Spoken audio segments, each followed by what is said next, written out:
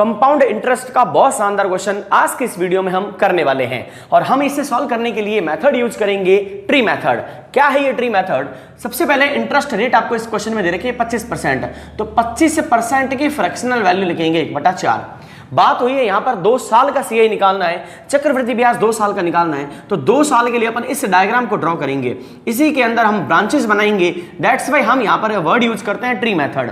फिलहाल इस 4 का क्या करना है स्क्वायर, अगर टाइम 2 बार है यानी 2 साल है तो इसका स्क्वायर कर देंगे, तो 4 का स्क्वायर 16, फिर इस पे 1/4 करेंगे तो कितना आएगा 4, फिर इस पे 1/4 करेंगे तो कितना आएगा 4।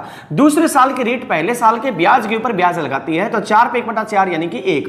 अब ध्यान रखना, अगर मैं इन दोनों को जोड़ दूं तो ये मेरा कहलाएगा एसआई, अगर मैं केवल इस अकेले को लूं तो ये कहलाता है एसआई और सीआई का डिफरेंस। लेकिन अगर मैं इन तीनों को जोड़ दूं 4 और 4 8 और 1 9, तो ये 9 यूनिट कहलाता है सीआई।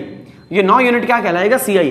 फिलहाल आपसे पूछा है सीआई कितना आएगा, यानी 9 यूनिट की वैल्यू निकालने से पहले 1 यूनिट की वैल्यू निकालनी पड़ेगी। अब ये 1 यूनिट की वैल्यू कैसे आएगी, तो आपको यहां पर 16 यूनिट दे रखा है प्रिंसिपल, जो कि 4800 के बराबर है। तो 1 यूनिट की वैल्यू कितनी आ जाएगी, 16 से 48 जाएगा 3 बार, तो 1 यूनिट की वैल्यू अगर 300 है तो 9 यूनिट की वैल्यू कितनी आएगी, 9 × 300 करेंगे और आपका आंसर आएगा 2700। इस प्रकार से इन क्वेश्चंस को सॉल्व किया जाता है। अब आप एक कमेंट बॉक्स में आंसर बताओगे, क्वेश्चन सॉल्व करके दिखाओगे।